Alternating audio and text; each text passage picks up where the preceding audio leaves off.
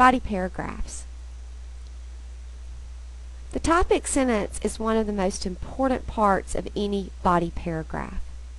Because most body paragraphs prove one main point of the thesis statement, it's important to express that point in what we call a topic sentence. The topic sentence of a paragraph should actually do two specific things. It should look backward toward the thesis, letting us know which part of the thesis that you're discussing, and then it should announce what the focus of that particular paragraph is going to be. A topic sentence should always go at the beginning of your paragraph. That's where readers expect it, and that's the best place for it. Pretend this is my thesis. I'm going to give you an example of what I just talked about. During the past 50 years, movie stars have often tried to change the direction of American politics.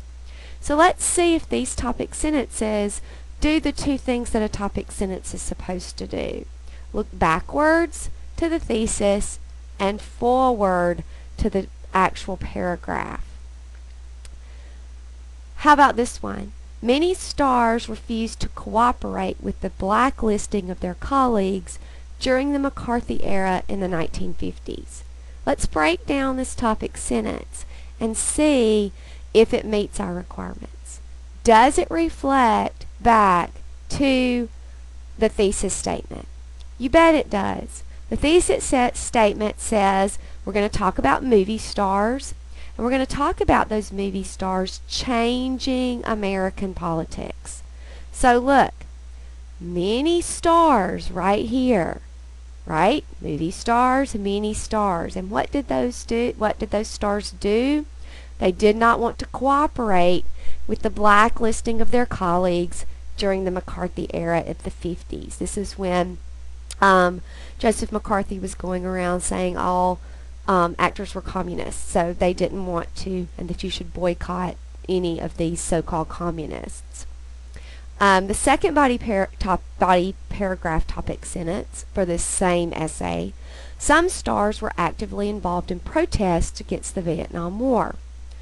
Again, it meets our requirements. We're reminding our reader we're talking about movie stars and which particular American political idea were they trying to change. Right here. Protest, Vietnam War. And finally, more recently, stars overwhelmingly advocated the election and re-election of Barack Obama. So again, we've got stars influencing American politics. So notice how all three of these topic sentences look back up to the thesis and then announce what that specific paragraph is going to be about. Blacklisting, Vietnam War, the election of President Obama.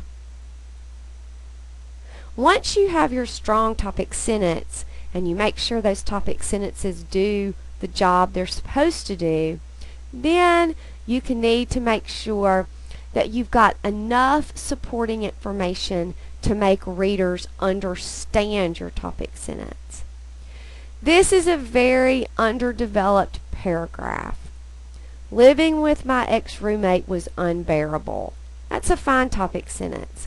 But then notice what follows are just three general statements. She thought everything she owned was best. She possessed many filthy habits. She constantly exhibited immature behavior. Those are generalities. That might be a fine guide for you, but each of those statements, this one, and this one, need more information. You need to show us what you're talking about. Prove it to us, in other words. So this is an example of this same paragraph developed. Notice, for one, it's longer. But if you want to, stop the video and actually read through the paragraph.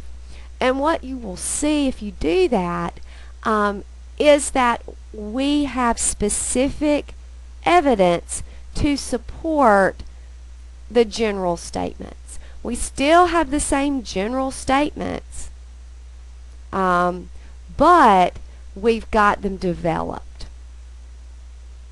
Alright. Paragraph unity is also important. Every sentence in a paragraph must work to develop the topic sentence. If a sentence doesn't do that, if it doesn't develop the topic sentence, if it goes off on its own, you need to take it out. Now, again, pause the video and read this paragraph.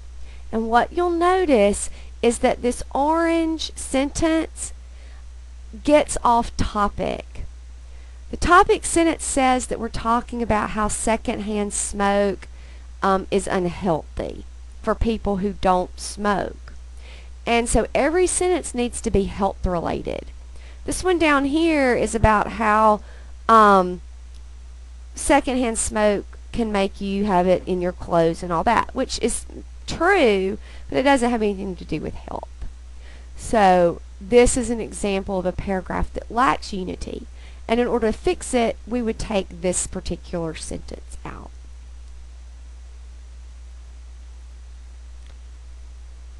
Once we do that, the paragraph is okay.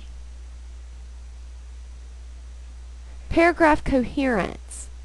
This means that all the sentences in your paragraphs flow together logically to make a clear point. And there are three main ways to achieve coherence. A logical ordering of information. First things first. What happened first, then next. Also, it could be your lead with your strongest point, or end with your strongest point. Hide your weak point in the middle. But just make sure that you are ordering your information in a logical, thought-out way. Not just, oh, I thought of it first, but, a thoughtful way. Transitions. It's really important that you use transitions to connect your ideas. One idea to another idea. And you've got lists of transitions in your book, and we will play around with these in class as well. But how do I link one sentence to the next, and then ultimately one paragraph to the next? Another thing that you can do is to repeat keywords. Like the example that I showed you with the movie stars in politics, notice that I repeated some of those buzzwords in the thesis statement throughout the paragraphs. And so that makes the paragraph cohere. It makes it flow together logically to make a clear point. And paragraph coherence is often difficult for students, and it is something we will work on really hard throughout the term. Introductions and conclusions. Students hate these, and we work on these a lot in class. But very briefly, introductory paragraphs have to have a good lead-in. They have to announce your topic, and they have to give your thesis statement.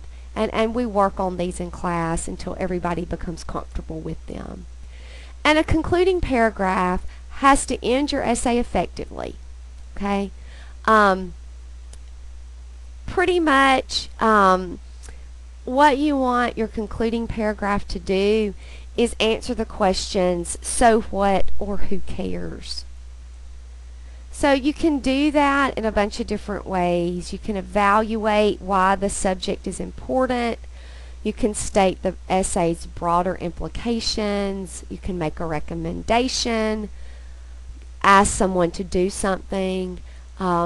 These are all things that you can do to answer so what or who cares. You can give a warning. But introductory paragraphs and concluding